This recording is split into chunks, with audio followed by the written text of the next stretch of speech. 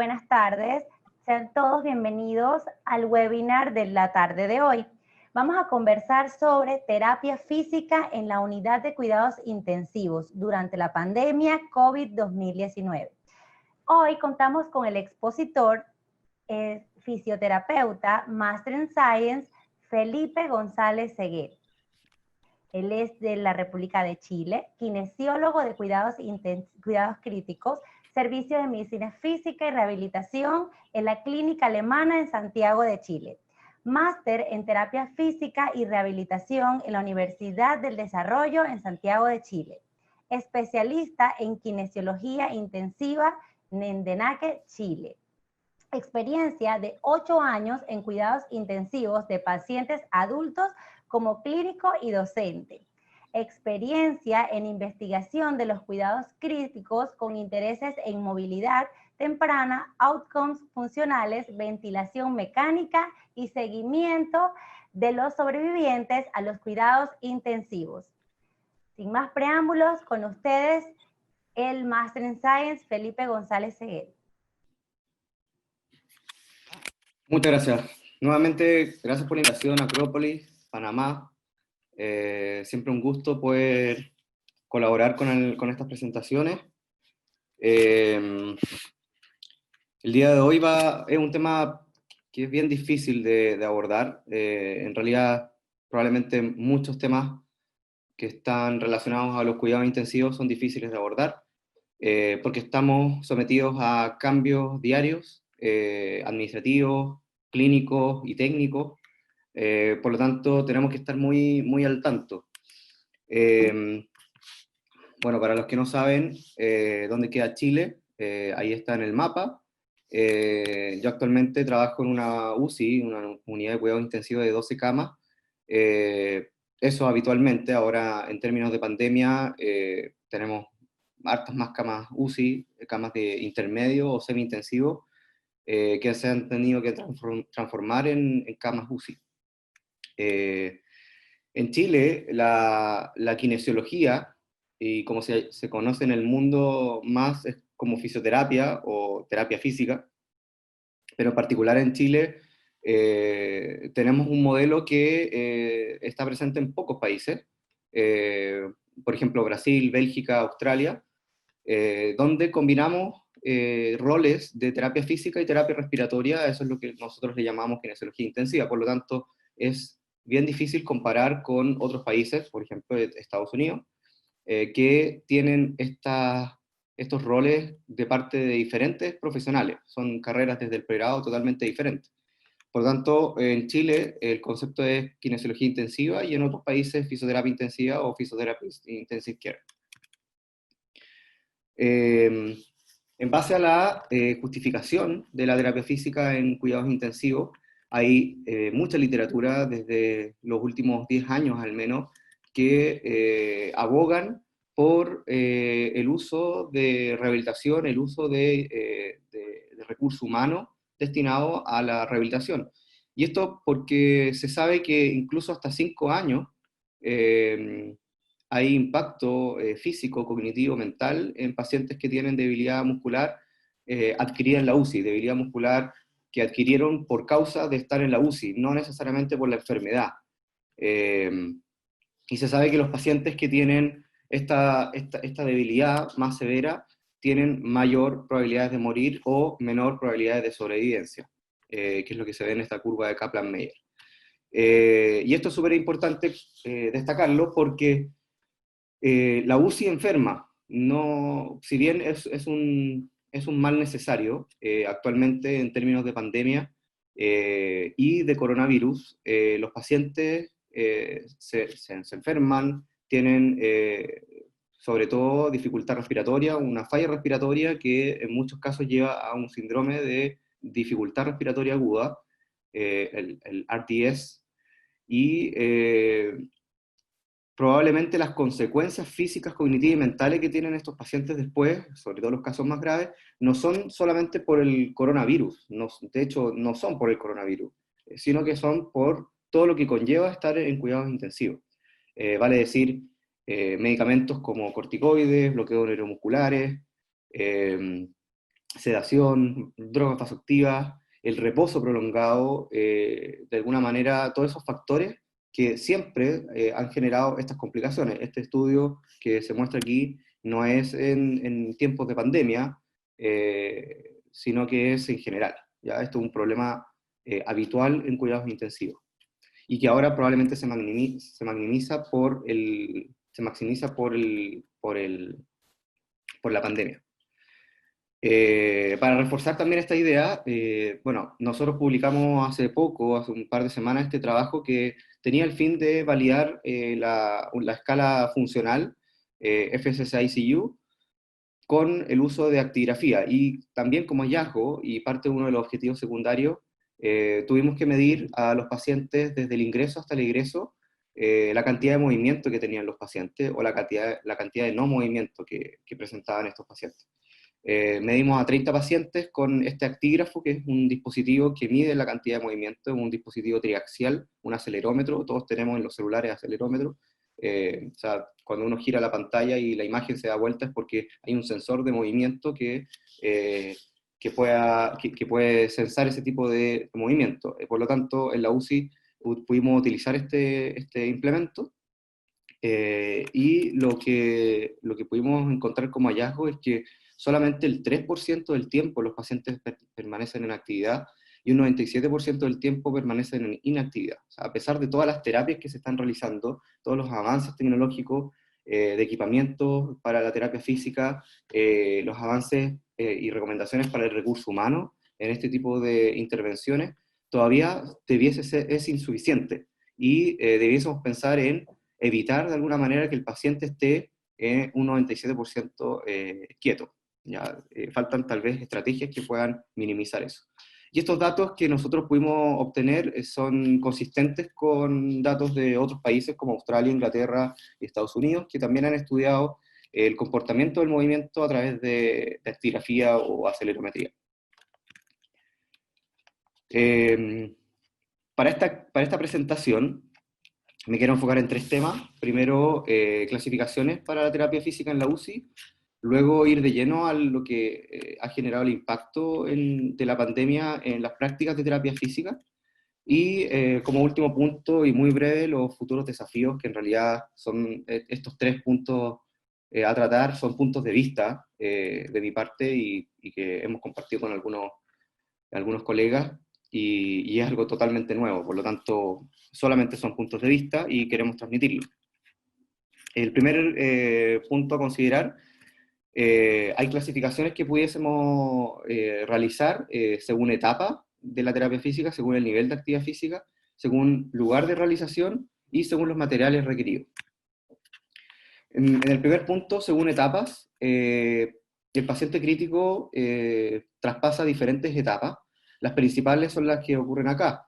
El paciente trae antecedentes funcionales previos, y que eso tenemos que considerarlo muy bien para la planificación de objetivos también con el paciente. Luego hay un ingreso a la UCI.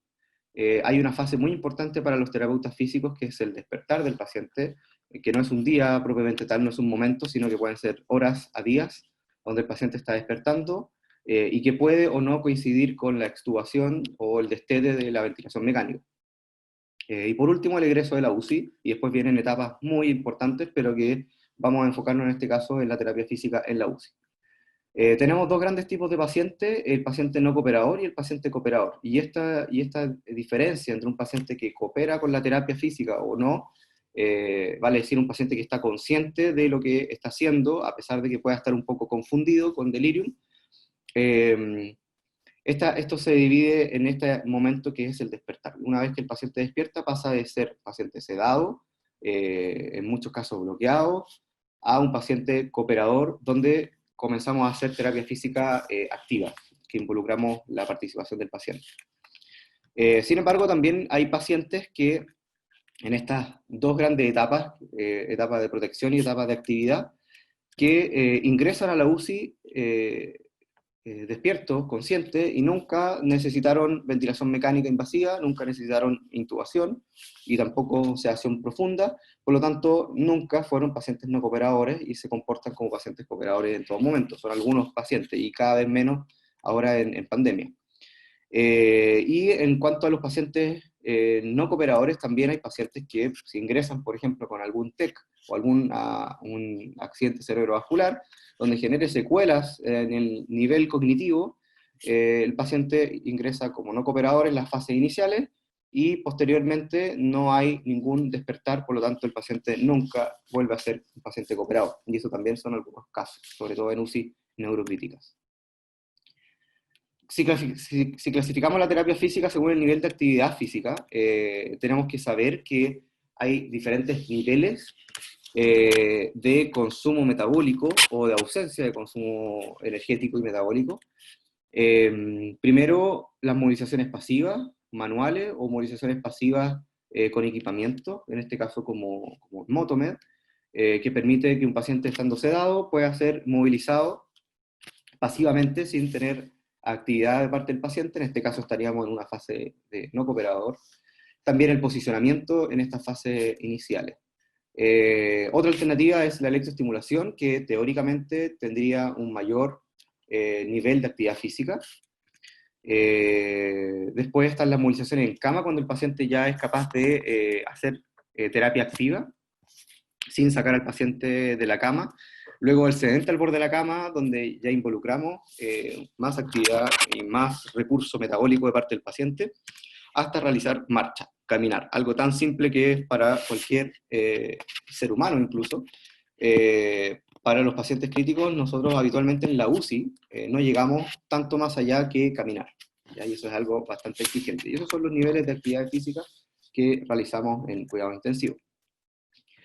También lo podemos clasificar según el lugar de realización. Hay terapia física en cama, y ahí podemos realizarlo en pacientes no cooperadores, y ahí todas las terapias que nombré, terapias pasivas, o el paciente si es cooperador, todas las terapias activas. Y si se fijan acá, hay un mismo implemento, que es un cicloergómetro, en este caso el Motomed, que tiene la posibilidad de ser usado en pacientes que se le está realizando movilización pasiva, en un paciente no cooperador, o movilización activa, que genera una servoasistencia o movimiento activo asistido, donde el paciente puede igual interactuar con el equipamiento. Y en segundo lugar es fuera de la cama, donde tenemos también la posibilidad de hacer terapia física en pacientes no cooperadores. Es muy escaso, es muy raro esta terapia, pero en algunos pacientes que todavía no recuperan la conciencia, podemos bipedestarlos con esta tilt table o mesas basculantes, o realizar lo más frecuente, que es terapia activa fuera de la cama, y esto es sin duda lo más importante de la terapia física. A esto tenemos que llegar, poder sacar al paciente de la cama de forma activa, que pueda participar y pueda restablecer sus actividades básicas de la vida diaria, en este caso actividades relacionadas con la movilidad, de cambiar la posición del cuerpo, mantener una postura de forma independiente y hasta poder caminar.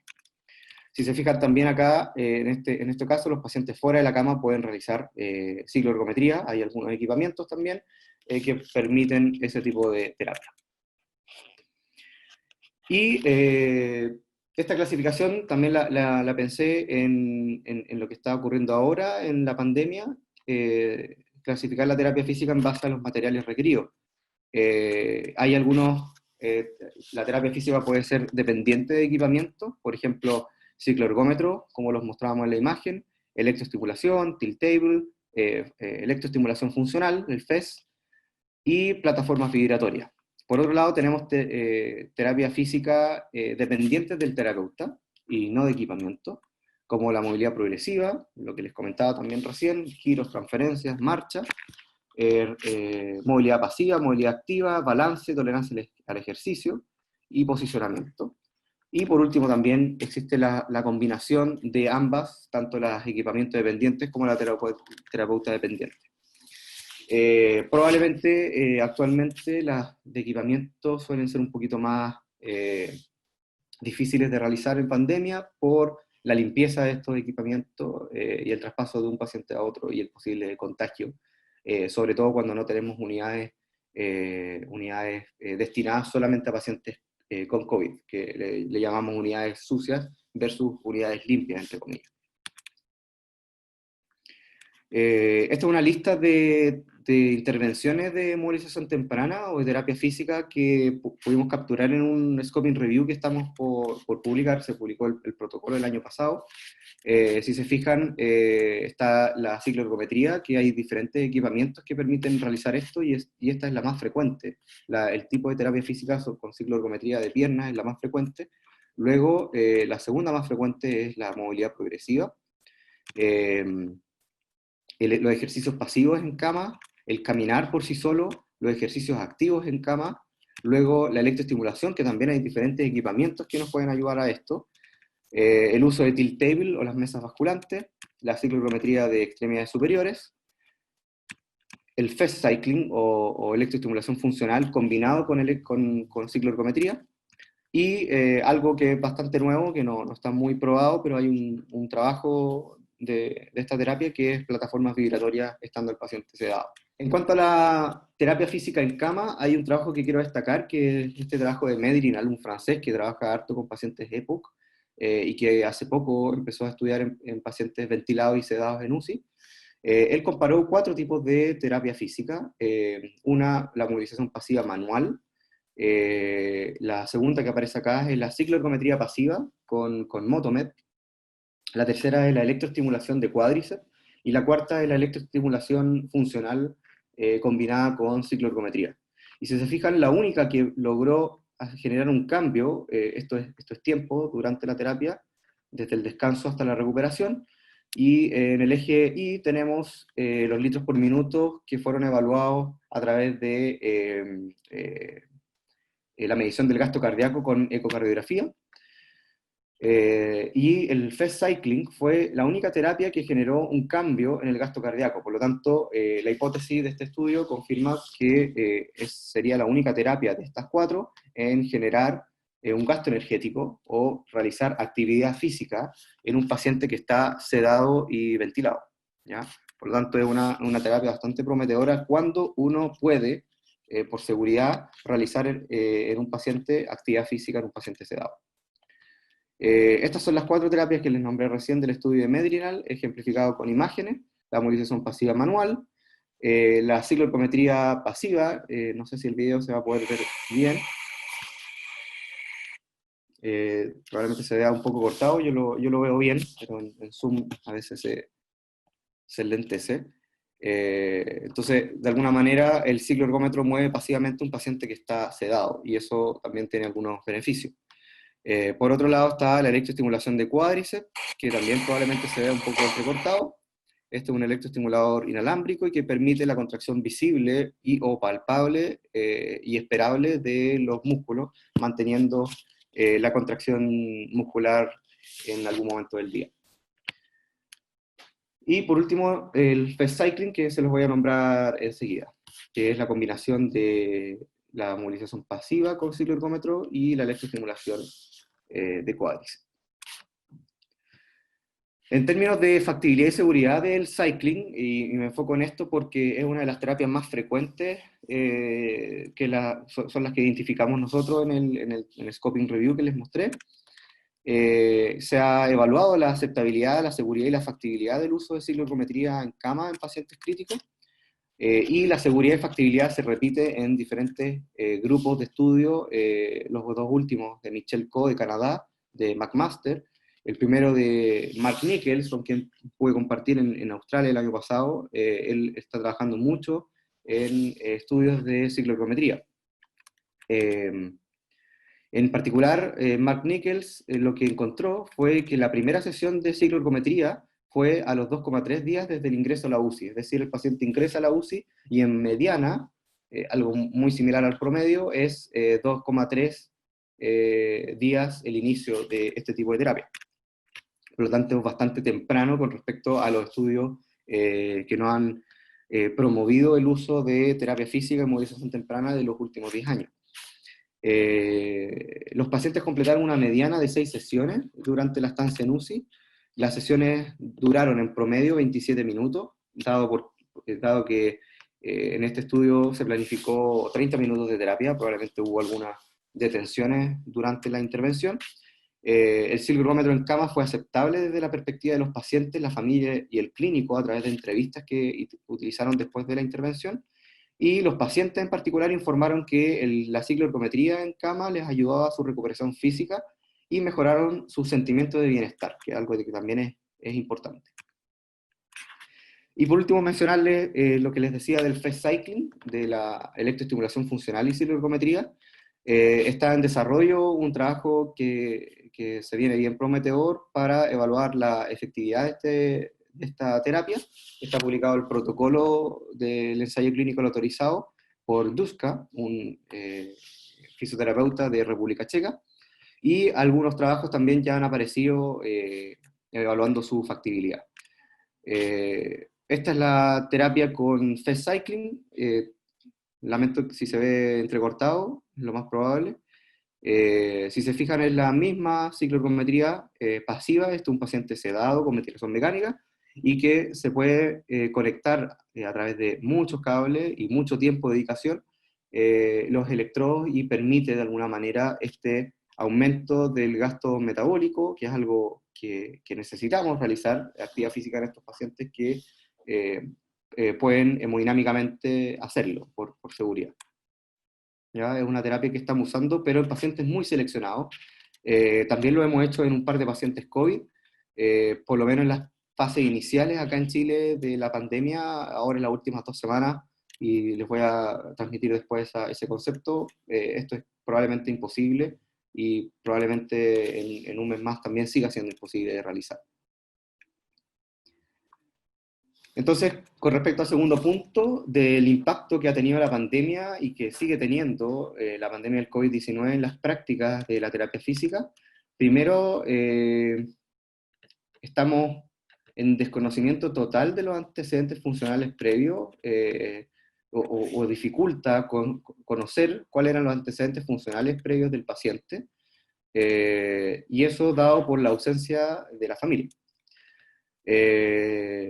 Sabemos, por lo menos acá en Chile, en todas las unidades de cuidados intensivos están totalmente restringidas hace 2 meses las visitas a los pacientes, no solamente los pacientes COVID, sino que en general.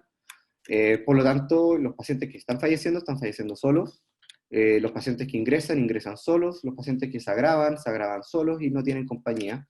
Y sabemos de los esfuerzos que se han estado haciendo en los últimos años de humanización en las unidades de cuidados intensivos, la HUCI, promovida inicialmente por España, de tratar de que las UCI sean cada vez más de puertas abiertas y que la presencia de familia pueda ser algo factible y útil en la rehabilitación de los pacientes. Eso es totalmente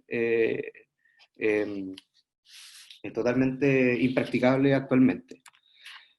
Otro factor que ha impactado es la alta frecuencia en el uso de posición prona y prono prolongado, el poner de guatita a los pacientes para permitir una mejor oxigenación, que es una terapia que se hace muchos años y que en cualquier neumonía con ciertas características es algo muy beneficioso para la expansión pulmonar. En cuarto lugar, la disponibilidad del recurso humano. Estamos con muy poco tiempo y por lo tanto la terapia física perjudicada porque de alguna manera se prioriza la terapia respiratoria. Yo les contaba que el rol del kinesiólogo acá en Chile es terapia física y terapia respiratoria, y de alguna manera tenemos que ayudar en mantener protegida la función respiratoria inicialmente, que eso es lo que nos va a salvar a los pacientes. La disponibilidad de equipamiento y dispositivos de terapia física, obviamente también hay más limitaciones, tenemos más cantidad de pacientes, más pacientes COVID también, y los equipamientos se hacen escasos. Y la posibilidad de contagio que tenemos nosotros los profesionales también es algo que se agrega. Por lo tanto, las EPP que les llamamos, o las medidas o estrategias o elementos de protección personal son sumamente importantes, y que eso también pueden limitar el uso de equipamiento o el contacto físico directo que se requiere para la terapia física en estos pacientes. Y por último, por todos estos antecedentes, lo más probable es que tengamos más presencia de delirium, mayor debilidad que iría en la UCI, y esto hace que se necesite más terapia física sin poder realizarla en los pacientes tranquilamente. Esto un Twitter que encontré por ahí.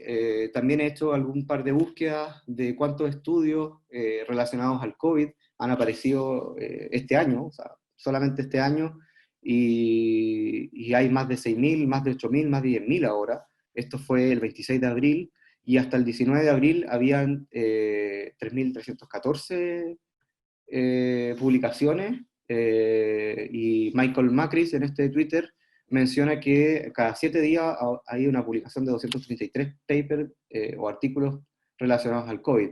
No necesariamente ensayos clínicos autorizados, sino que muchas recomendaciones de parte de sociedades científicas. Las revistas están muy abiertas y están revisando muy rápido también este tipo de trabajo. Pero hay que tener mucha conciencia de que la lectura crítica de este tipo de información tiene que ser muy filtrada, muy bien filtrada para poder tomar consideraciones y hacer cambios en la toma de decisiones de las prácticas clínicas en base a la nueva evidencia. Hay que ser muy juicioso en la lectura de este tipo de artículos. En relación al COVID en particular, el curso clínico del COVID ya se ha reportado. Esto en China, obviamente, que tuvieron la primera experiencia. Hay diferentes síntomas, esto está dividido en los sobrevivientes y en los no sobrevivientes, y tanto en los sobrevivientes como en los no sobrevivientes, si se fijan, el día 12 es cuando los pacientes coincide el ingreso a la unidad de cuidados intensivos. El día 12, desde que hay un posible contagio, ¿ya? Ese es el día crítico, probablemente, y el día que en promedio los pacientes se agravan. La fiebre, la tos es algo que puede aparecer desde el comienzo en ambos grupos. La disnea o dificultad respiratoria aparece alrededor del día 6, día 7, pero destacable el ingreso a la unidad de cuidados intensivos y por lo tanto la consecuente ventilación mecánica invasiva que requieren estos pacientes y la alta mortalidad que pueden tener en el momento que caen a este tipo de terapias de sedación profunda y ventilación mecánica y prono, etc. Por lo tanto, ante este escenario, también la terapia física tiene que adaptarse y tiene que estar en sincronía con esta aparición de síntomas, esta aparición de factores y condiciones de los time points en la unidad de cuidados intensivos. Lo que les comentaba de la gran cantidad de pacientes que estamos pronando, dicho de otra forma, que estamos poniendo de guatita, para poder mejorar la oxigenación, para mejorar la protección pulmonar. Esto también limita la terapia física. Muchos de los implementos que nosotros utilizamos estamos acostumbrados a realizarlos en supino, boca arriba. Por ejemplo, el mismo cicloergómetro en este tipo de pacientes no lo podemos utilizar. Sí la electroestimulación, pero no en cuádriceps, muy limitadamente. Y la movilidad pasiva manual también es más limitada en este tipo de pacientes. Y además se agrega que este paciente, cuando está en esta fase, probablemente está muy grave como para recibir terapia física de mayor duración o de mayor intensidad. Uno de los factores importantes que también les mencioné en la lista inicial es la ausencia de familia en la unidad de cuidados intensivos. Los pacientes están solos, nosotros estamos sin la información que pueda transmitirnos la familia. Siempre tratamos de, en los pacientes más graves sobre todo, de tratar de comunicar a la familia con el paciente, pero esto ha sido muy dificultoso. A las habitaciones no podemos ingresar con teléfonos, con iPad, con computadores para que el paciente se pueda comunicar. No es que no se pueda hacer, lo hemos hecho, pero hay limitaciones por el posible contagio con este tipo de equipamiento. Sin embargo, hay algunas iniciativas de introducir algunas alternativas para poder lograr una comunicación efectiva entre los profesionales y la familia y también con los pacientes, ya en términos de pandemia. Esto publicado en algunas revistas de enfermería. Otro punto era la disponibilidad de equipamiento y dispositivos de terapia física en pacientes COVID. Si se fijan en estos tres últimos, la movilización pasiva con cicloergometría, la electroestimulación y el fast cycling, requieren de equipamiento y estos tienen que ser muy bien limpiados, muy bien higienizados después del uso, antes y después del uso. Por lo tanto, esto también requiere mucho tiempo para la ejecución y en pandemia hemos tenido más dificultades. Pero también podemos ganar tiempo porque si instalamos este tipo de equipamientos por 1 hora, por ejemplo, de terapia física y el paciente está sedado, tranquilo y hay seguridad, uno puede dejar al paciente moviéndose y ver o atender a otro paciente por mientras y ganar tiempo. Pero esto cada vez más se está saliendo de nuestras manos y los turnos están totalmente difíciles para poder priorizar este tipo de terapia. Obviamente vamos a tener que seleccionar a los pacientes que más lo requieran, los pacientes con mucho riesgo o con ya definitivamente aparición de debilidad adquirida en UCI. Acá en esta imagen estamos movilizando un paciente con cicloergometría pasiva, y les muestro lo que nosotros hacemos, es tener siempre a mano estas toallitas de cloro para poder limpiar los equipamientos una vez que utilizamos el equipamiento para poder llevarlo a usarlo con otro paciente, pero eso no implica que podamos contagiar a otro paciente. Pero estamos limitando este tipo de implementos solamente a pacientes COVID y no combinar pacientes COVID y no COVID. No en todos los lugares se puede hacer. Por lo tanto, el uso de equipamientos podría ser una ventaja, pero también una desventaja a la vez. Si lo miramos como ventaja, la ganancia de tiempo que podemos tener con este tipo de equipamientos, que son un complemento para el terapeuta físico, por mientras que atiende a otro paciente, pero también están las limitaciones del posible vector de contagio, ¿ya? El otro punto era pacientes que probablemente tengan mayor delirio, mayor debilidad adquirida en UCI. Hay que recordar los criterios para sospechar de debilidad adquirida en UCI. Hay criterios de baja sospecha y criterios de alta sospecha. Los más importantes son la presencia de sepsis, la presencia de falla orgánica múltiple y de ventilación mecánica prolongada. Esos son factores que hacen que sí o sí los pacientes van a tener debilidad adquirida en UCI y por lo tanto mayor delirio. Y sabemos que los pacientes con coronavirus, al igual que otras neumonias, requieren mucho tiempo de ventilación mecánica, se le agrega la ausencia de familia, por lo tanto la presencia de delirium probablemente sea mayor. Estamos participando en un estudio internacional de prevalencia de delirium, probablemente los resultados van a estar en 1 o 2 meses más. Un estudio dirigido por la Universidad de Vanderbilt y unos centros de España. Esta es una lámina que me llegó hoy día, en la página de la Organización Mundial de la Salud se enuncia que la rehabilitación es uno de los servicios, o los servicios de rehabilitación con mayores alteraciones o más afectados debido a la pandemia. Y esto es algo que es una realidad y que tenemos que asumir. Probablemente la rehabilitación o la continuación de la rehabilitación todavía no es una terapia esencial para los pacientes, para el sistema de salud, y esto hace que sea algo prescindible todavía, ¿ya?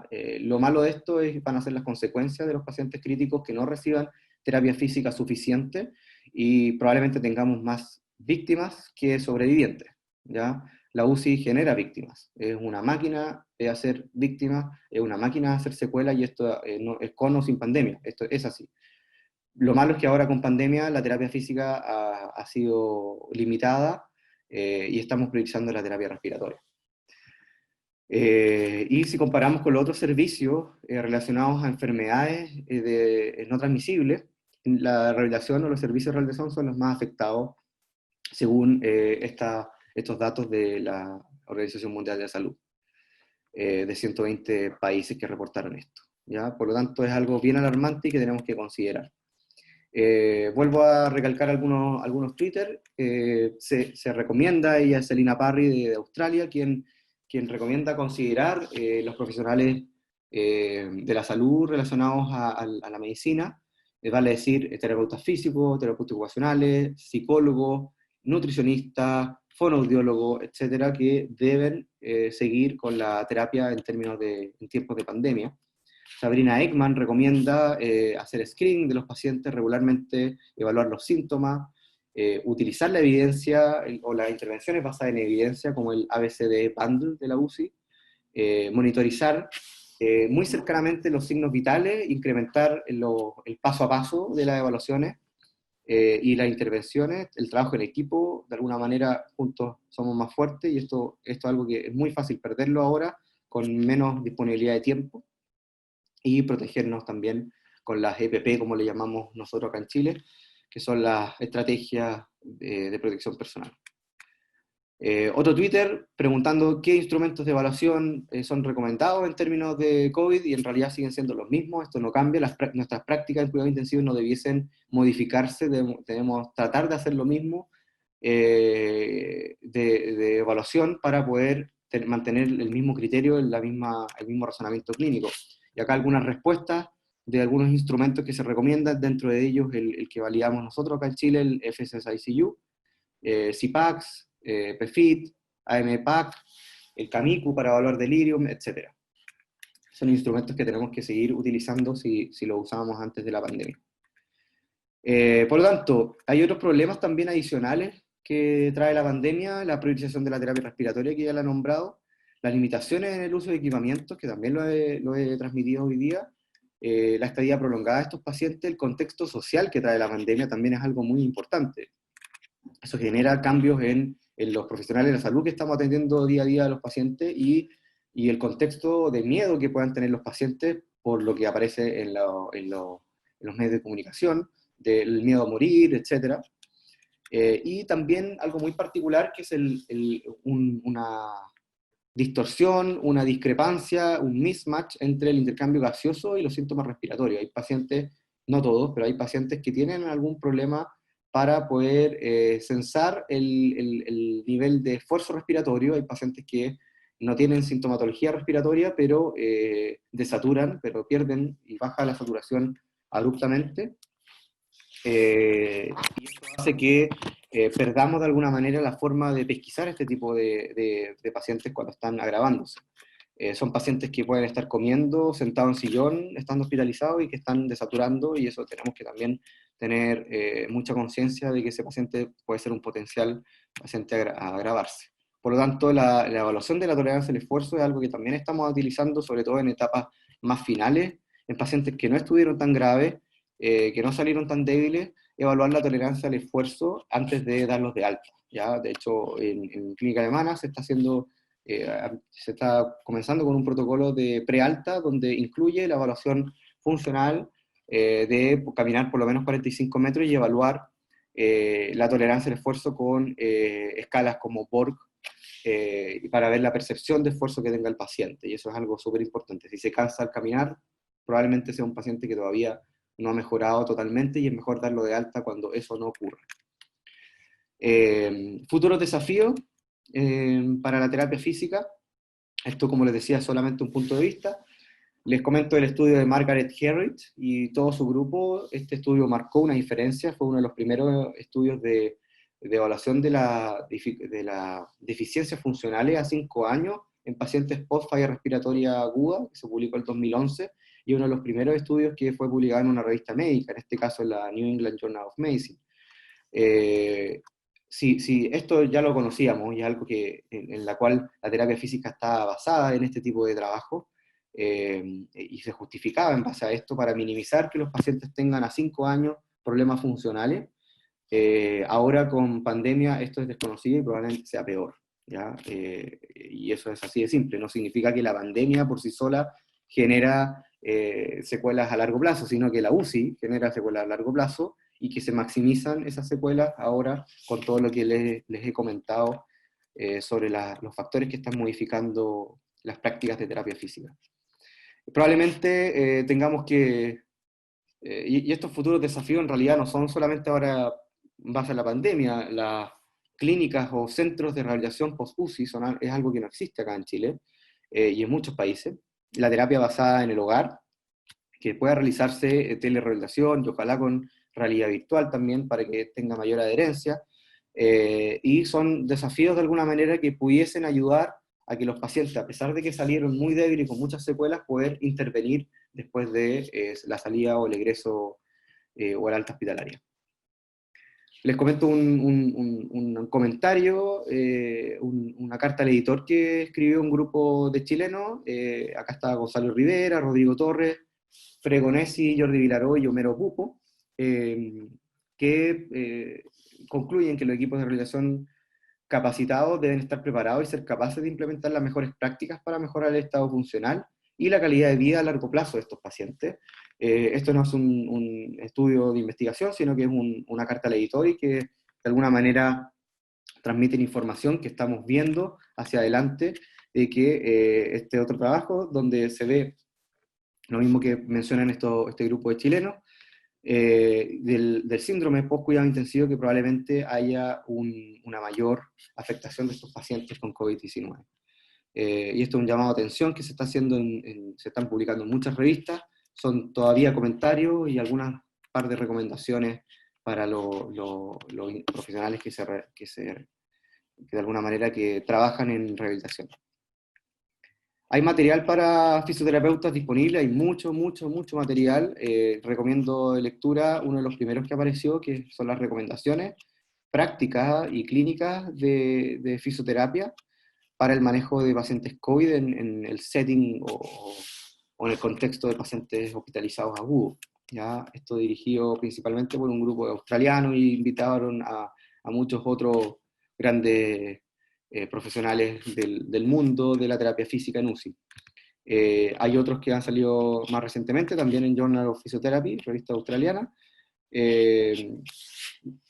sobre el COVID y la movilización temprana en pacientes hospitalizados con COVID. Y este es uno de los últimos que ha aparecido también, un consenso para lo que se viene después de rehabilitación. Si se fijan, los temas son muy similares, son comentarios, son recomendaciones, son consensos de algunos países o de grupos de países que están transmitiendo lo que se viene, y lo que se viene para los pacientes y para las familias, ¿ya? Que probablemente sean las consecuencias funcionales más altas que hemos visto después de la unidad de cuidados intensivos, a pesar de todos los avances que hemos tenido en los últimos años. Eso era lo que les quería transmitir. Estoy muy disponible para cualquier pregunta, comentario, discusiones que podamos tener ahora en los minutos que quedan. Muchas gracias a todos, gracias a Adela y a Acrópolis por la invitación. Muchísimas gracias a usted. La verdad ha sido impresionante la cantidad de preguntas que tenemos. Les vamos a pedir paciencia a todos. Intentaremos contestar la mayor cantidad de preguntas que sea posible, pero les hacemos la promesa de que si no logramos atenderlos a todos, pues les estaríamos contestando por correo electrónico sus consultas, si es posible, Magister Seguel. Entonces vamos avanzando, tenemos 25 consultas. Vamos a ver cómo respondemos de una forma rapidita para ver cómo no tomamos mucho tiempo, pero antes quería decirles a todos que Acrópolis Capacitaciones invita por este medio, lo invita a usted, Felipe, por este medio, a que tengamos o hagamos para el futuro una capacitación virtual un poco más robusta sobre este tema. Que bueno, esperamos contar con usted a futuro. Y entonces vamos a iniciar con las consultas. Tenemos a Yetzabel Bracho que nos consulta, ¿cuál sería la manera de prevenir para minimizar en el paciente la debilidad adquirida en UCI? Habitualmente lo que utilizamos para poder definir debilidad adquirida en UCI es la medición de la fuerza muscular a través de la escala MRC SAMSCORE, de la Medical Research Council SAMSCORE. Es una escala de 0 a 60 puntos, donde evaluamos los clásicos M de Daniels, que aprendemos en pregrado de terapia física, y que va de 0 a 60 puntos. 60 puntos indica la fuerza normal y 0 es ausencia de fuerza. Cuando tenemos menos de 48 puntos se determina debilidad adquirida en UCI significativa y menos de 36 debilidad adquirida en UCI severa. Eso es lo que más utilizamos. Hay otros grupos que también utilizan dinamometría o handgrip o handheld en los casos que tengan disponibilidad de equipamiento para poder evaluar debilidad adquirida en UCI. Gracias. Paula de Gracia consulta, ¿en qué caso o con qué patologías sería recomendable utilizar la electroestimulación?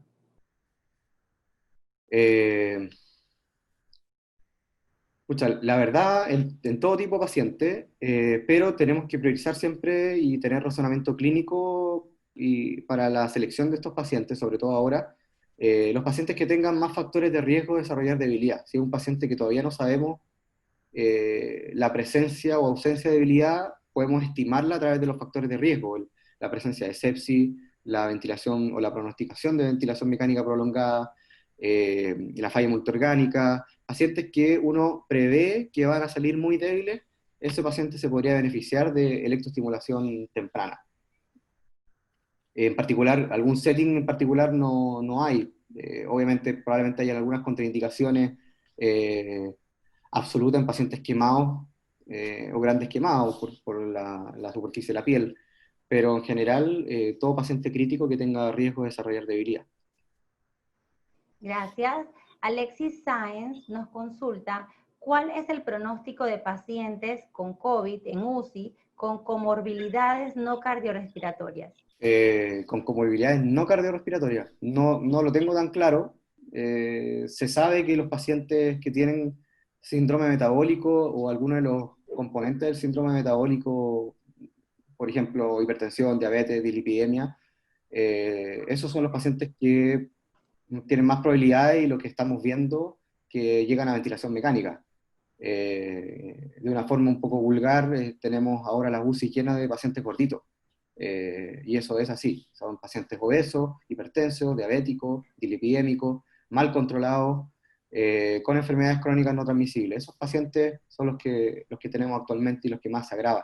No significa que se vayan a morir, pero son los pacientes que tenemos ahora, y que cuesta ponerlos de guata, cuesta movilizarlos, y que hemos visto que no todos salen tan débiles. Los que sí salen más débiles son los pacientes que desarrollan sepsis en la UCI. Así que a esos tendríamos que considerar un peor pronóstico. Gracias. Suelen Valdés consulta, además de la camilla de bipedestación, ¿qué tipo de técnicas se pueden utilizar en pacientes no cooperadores o inconscientes? Movilización pasiva, con cicloergómetro, el fast cycling, la electroestimulación.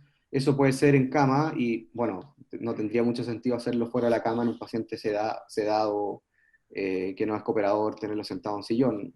No es muy algo que vayamos a realizar, porque los pacientes tienen que tener algún grado de cooperación, de conciencia de lo que se está haciendo con él.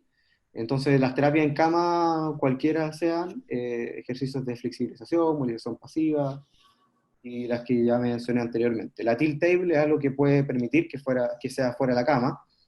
Ahora, si están pensando, tratando de interpretar un poco la pregunta, en pacientes que ya no van a volver a cooperar, un paciente neurocrítico, hay algunos dispositivos como Tecle para poder transferirlo a un sillón, pero eso es un cambio de posición más que terapia física. Gracias. No estoy seguro si voy respondiendo si puedo responder o hacerme cargo de todas las preguntas, pero son en realidad opiniones, puntos de vista que puedo transmitir y no son obviamente la verdad. Así que voy a estar disponible también, si que podemos discutir, conversar de este tema que a muchos nos gusta, después de la presentación, puede ser por correo o por alguna de las redes sociales. Claro, sería muy interesante. Vamos entonces a continuar. Gladys Moreno nos consulta que si utilizan la escala RAS. Sí, para sedación lo que estamos utilizando actualmente es RAS. Estuve 6 años trabajando con la escala SAS. Son escalas de sedación y agitación. Actualmente utilizamos RAS. Perfecto. Andrea Becker consulta, ¿en qué etapa colocan a los pacientes con COVID en posición prona? En las etapas iniciales, esto ya no es terapia física, sino que son decisiones con todo el equipo de UCI para la producción pulmonar. No tenemos un determinado índice de PAFI o gradiente alveolo arterial o espacio muerto que estamos midiendo también en los pacientes, el BDBT, para poder decidir el prono, pero lo más probable es que sean las etapas iniciales, en PAFI ya baja, bajo 150, incluso en algunos casos bajo 200 de índices de oxigenación. Ahí comenzamos con prono y lo tratamos de hacer por lo menos 72 horas, se vuelve a despronar, y si todavía el paciente lo requiere, lo volvemos a pronar, y hemos tenido hasta 3 ciclos de 3 días pacientes de guatita. A ver, por aquí tenemos otra pregunta al respecto, de Javier Guajardo. ¿Cuáles son los beneficios fisiológicos de la posición prono? Hay distintos tipos de beneficios, dos grandes, respiratorios y otros cardiovasculares por la interacción cardiopulmonar. Eh, Esto ya escapa un poco de lo que es terapia física, pero como trabajo en terapia respiratoria también, estamos muy íntimamente relacionados a esas decisiones. En cuanto a, a las variables fisiológicas que genera el prono, es una homogeneización de la distribución de la presión que entrega el ventilador. Hay que recordar que las bases pulmonares, la parte posterior de los pulmones, hay más área, y cuando esas son ocupadas por algún grado de infección, por condensaciones, por ocupación de ese espacio alveolar, lo más importante es despejarlo, y la mejor forma es utilizar la gravedad, ponerlo de guatita y que queden las bases despejadas, y eso permite también que la presión del ventilador sea menos dañina. Y a veces necesitamos menos presión en prono. Y por lo tanto también, al tener menos implicancia de la presión sobre el tórax, la repercusión cardíaca es menor. Entonces, menos requerimiento de drogas vasoactivas o inotrópico cardíaco. Eso es algo muy general. En realidad, uno puede estar 3 días hablando de prono. Sí, al respecto también Kevin Romero tiene una consulta. ¿El prono lo están realizando solo en pacientes con BMI o también están realizando el prono vigil? Sí, también estamos realizando pronovigil, tanto con ventilación no invasiva como también con naricera alto flujo, y también en pacientes que ingresan a la urgencia, que están todavía con naricera, también se están pronando los pacientes, solamente los pacientes que lo toleren y que se beneficien en términos de protección y oxigenación en esa etapa. El paciente que no lo tolera no lo hacemos. Lamentablemente el paciente que ya está intubado no tiene la posibilidad de elegir si está cómodo o no, se prona igual porque lo necesita, según las variables que medimos, pero en pacientes vigil sí lo estamos utilizando también. Gracias. Aquí tenemos una consulta. ¿Cuáles son los indicadores clínicos del paciente para una terapia precoz con un paciente de COVID-19? En realidad, los mismos que un paciente no COVID, no cambian nuestras prácticas. Lo más temprano posible, cuando ya haya estabilidad hemodinámica y estabilidad en general. Claro que la movilidad pasiva es algo muy poco dañino, por lo tanto, en un paciente incluso que pueda estar con algún grado de inestabilidad, entre comillas, soportado con drogas vasoactivas, por ejemplo, o con sedación o bloqueo neuromuscular, en esa etapa la movilidad pasiva podría incluso ser algo súper factible de realizar, y lo estamos haciendo. El uso de cicloergometría, como el Motomed, es algo que se puede hacer en esas etapas iniciales igual, o electroestimulación si el paciente no está con bloqueo neuromuscular. No cambia, el COVID no debiese cambiar la toma de decisiones de terapia física. Lo único que se modifica es si puedo ingresar el equipo, ensuciarlo con un paciente COVID, si es que después lo voy a usar en un paciente no COVID. Pero no cambia, es un paciente con una neumonía, que es un bicho y que estamos en contexto de pandemia, pero no son pacientes más graves de los que vemos habitualmente en la UCI. Bueno, vamos a darnos 5 minutos más de consultas. En realidad tenemos muchas y quisiéramos atenderlos a todos. Como ya les dijimos, quedamos con el compromiso, lo comprometemos aquí, Felipe, a que nos apoye con estas respuestas por correo electrónico, ya que pues, el tiempo no nos va a alcanzar para atenderlos a todos. Katia Echevers consulta, ¿cuántas horas se permite de fisioterapia para un paciente y cuántas horas permanece en fisio en la UCI? ¿Cuántas horas está el fisio en la UCI? Es muy variable, depende del país y depende del centro del país. En Chile hay mucha heterogeneidad en la forma en que se realiza la fisioterapia, o el rol que cumple el kinesiólogo. Habitualmente lo que yo les transmití, que hacemos terapia física y terapia respiratoria, por lo tanto, en la mayoría de los casos estamos de punto fijo, estamos siempre, 24/7. En las noches no se hace terapia física, pero se hace terapia respiratoria y estamos presentes los mismos. En el día estamos constantemente en la UCI, ahí es donde trabajamos. Probablemente la pregunta viene porque en muchos lugares todavía el terapeuta físico va como interconsultor a la UCI a ver algunos pacientes y después vuelve a ver otros pacientes ambulatorios o en otro lado. Acá en este caso estamos ahí, y ahora en contexto de pandemia estamos más presentes en la UCI por las necesidades respiratorias. Así que eso, o sea, estamos constantemente trabajando en la UCI. Gracias. Por aquí nos consulta Gladys Moreno. ¿Qué se utiliza para limpieza de los letos? Como le mostré, o sea, es algo que también depende de las infecciones intrahospitalarias de cada centro, porque cada centro tiene sus propios bichos. Entonces, si yo le digo, eh, usen las toallitas de Clorox, probablemente sí, pero también puede ser amonio cuaternario, que es algo que utilizamos bien frecuentemente.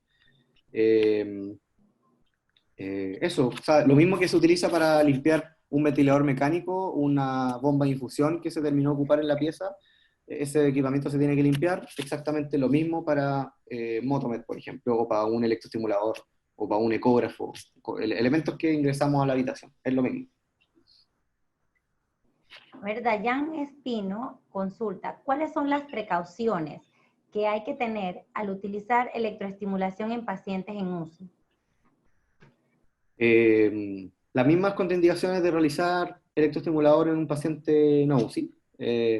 Lo único que me gustaría destacar de ese punto es que si el paciente está con bloqueo neuromuscular, atracurio, cisatracurio, roncuronio, algún medicamento que impida el traspaso de la conducción nerviosa del nervio motor hacia el músculo, lo mismo va a ocurrir si le ponemos electroestimulación. No va a haber efecto, no va a haber contracción. Por lo tanto, es una contraindicación absoluta. Le llamamos nosotros contraindicación ridícula porque obviamente no funciona. Así que en ese tipo de pacientes no. ¿En cuáles no? Los que tengan lesiones de piel, quemados o con fascitis necrotizante, son pacientes que potencialmente no sería contraindicado. Gracias. Por aquí tenemos una consulta. ¿Cuáles son los test más importantes a realizar en el paciente de UCI?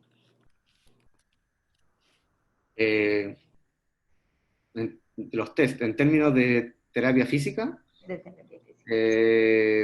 hay muchos instrumentos de medición, por lo menos 60 instrumentos que miden funcionamiento físico en particular, y si vemos otros constructos hay muchos otros más.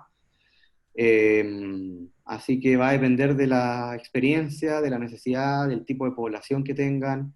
Nosotros en particular utilizamos para evaluar fuerza muscular MRC SAMSCORE o dinamometría y dinamometría. Y para evaluar la movilidad, la capacidad de moverse del paciente independientemente, utilizamos la FSSICU, que es la Functional Status Score for Intensive Care Unit. Esa es la escala que nosotros hicimos el proceso de validación acá en Chile, y es la que estamos utilizando. En pacientes que tengan mejor movilidad y estén fuera de la UCI, el test de marcha 6 minutos es un test bastante recomendado también por diferentes consensos. Bueno, ya tenemos las dos últimas. ¿En qué etapa de COVID se recomienda iniciar la rehabilitación pulmonar? Rehabilitación pulmonar, eso es algo que a mí no es mi área, no trabajo en el área respiratorio como tal, y no estoy viendo pacientes post hospitalización, por lo tanto no lo tengo tan claro, pero no creo que sea muy diferente a un paciente que tuvo una neumonía y que tenga después algunas consecuencias pulmonares, de capacidades pulmonares. Probablemente una espirometría sea algo que los broncopulmonares o neumólogos en otros países quieran realizar. Y con eso se va a poder de alguna manera hacer una aproximación de cuáles son las necesidades que tenga el paciente. Si el paciente tenía comorbilidades respiratorias previas, probablemente sea un paciente que requiera intensificación de la terapia broncohilatadora o terapia de corticoide para la función pulmonar. Pero no desconozco para el paciente COVID lo que es rehabilitación pulmonar. Como concepto de rehabilitación pulmonar, no significa que no podamos entrenar a un paciente que requirió traqueotomía, por ejemplo, un paciente que salió débil sin traquetomía y con mucha debilidad respiratoria, nosotros vamos a hacer las mediciones de presión inspiratoria máxima, de flujo pico de tos, y en el caso que se demuestre una debilidad muscular respiratoria, hacer entrenamiento con las válvulas IMT, que son bastante conocidas. Bueno, ya la última consulta de Felipe Godoy. Hola, muy buenas tardes. Una consulta con respecto al Fast Cycling. Decía que había que elegir bien al usuario. ¿Cuáles son las condiciones que tienen que o que debe tener este usuario? Como es una terapia que requiere mayor tiempo de dedicación de parte del terapeuta, y en muchos casos tratamos de que seamos dos kinesiólogos quienes instalemos el equipo, hay que programar sobre todo la primera sesión, instalar los 16 electrodos, que todo funcione perfecto, evaluar la contracción muscular y que no sea dolorosa, pero que sea una contracción efectiva, visible de parte del paciente. Como tenemos todos esos antecedentes, tenemos que elegir muy bien al paciente. Y el paciente más idóneo es el paciente que tiene riesgo inminente de debilidad severa, un paciente que uno pueda pronosticar debilidad severa y que pueda costar mucho sacarlo de la cama después. Por lo tanto, las terapias de movilidad progresiva, la movilidad fuera de la cama, van a estar más limitadas y se justificaría intensificar la terapia física en cama, como con Fast Cycling. O sea que en nuestro setting son pocos los pacientes. Generalmente los pacientes que requieren ECMO, circulación extracorpórea, esos son pacientes que sí probablemente tengan más consecuencias físicas y se beneficien tempranamente de Fast Cycling. Listo, bueno, ahora vamos, antes de cerrar, quiero transmitirle, aquí hay un espectador anónimo que quisiera que les diera un mensaje. Él consulta, el personal de salud también tiene miedo al COVID. ¿Qué armas ha utilizado su equipo para vencer ese miedo y mantener su salud mental? Difícil pregunta. Por lo menos en el centro donde trabajo se están, hace algunos meses, se han facilitado algunas estrategias de consultas voluntarias a psicólogos, a psiquiatras, para evitar de alguna manera el burnout o evitar las consecuencias mentales que podamos tener y que probablemente todos tengamos. Hemos tenido que adaptar nuestro turno, nuestro horario. Lo único que hacemos es salir al trabajo y no salimos a ninguna parte más, sobre todo nosotros que estamos en contacto directo con pacientes COVID. Así que vamos a tener consecuencias. Lo que tratamos de hacer es tomarnos con calma cada turno, a pesar de que son turnos muy pesados. Los turnos de noche, yo vengo saliendo hoy día de un turno de noche y parecen turnos de día, o sea, son con mucho movimiento, no hay pausas. Así que eso, estrategias las ha propuesto la clínica donde trabajo, para poder estar, para los que necesiten, poder tener esas facilidades de terapias. Excelente mensaje. Muchas gracias por todo ese conocimiento que nos ha regalado la tarde de hoy.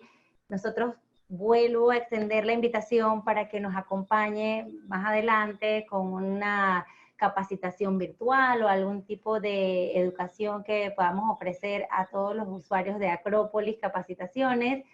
Y bueno, a ustedes invitarlos a nuestra próxima capacitación, Soluciones Robóticas en Terapia Ocupacional, el 4 de julio. Los esperamos. Vamos a proporcionar en nuestras redes sociales la información de inscripción. Y pues nada, despedirme de ustedes, agradecerle, Felipe, una vez más por todo ese conocimiento, por todo ese rato. Tenemos un montón de mensajes de felicitaciones, agradecimientos, elogios, y se los vamos a hacer llegar. Y pues ustedes recibirán un correo el día de mañana en el que pueden hacernos consultas. Y en ese correo vamos a incluir el contacto del Magister Felipe para que puedan contactarlo a él también. Entonces, hasta luego a ustedes, hasta luego Felipe, muchas gracias por todo y sigan Muchas gracias, participando en Adela. nuestras capacitaciones. Claro, Gracias por la invitación. Muchas gracias. gracias a usted por atenderlos. Hasta luego. Chao a todos. Que estén muy bien.